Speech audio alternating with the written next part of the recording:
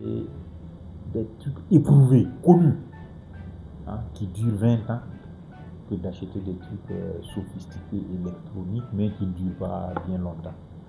Mais c'est pour dire que, en tout cas, l'administration fait des efforts et donc nous pourvoit assez régulièrement en équipement. Une autre avancée, hein, qui est aussi notable, c'est que nous avons implémenté il n'y a pas très longtemps l'arthroplastie totale du genou.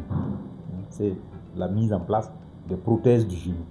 Jusque-là, nous faisions les prothèses de hanche couramment, mais on n'avait pas encore abordé donc, le genou. Et là aussi, en partenariat avec Ostéocar et des partenaires indiens, nous avons pu réaliser notre première expérience de pose d'une prothèse totale du genou. Je pense que dans les jours à venir, on en aura encore 2 ou 3. Donc ça, c'est une avancée notable en matière de technique chirurgicale.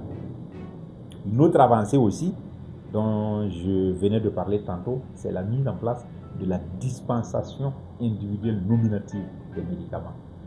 Avec la pharmacie hospitalière qui est venue, on a travaillé ensemble et on a mis à leur disposition un local. Et désormais, tous les médicaments de première nécessité et même certains implants d'orthopédie sont directement entreposés sur place ici. Tout ça pour que le malade n'ait pas besoin de courir à droite et à gauche pour l'amener le nécessaire. Donc ça raccourcit énormément donc, les délais de prise en charge. Donc voici quelques avancées qui ont été réalisées ces derniers temps.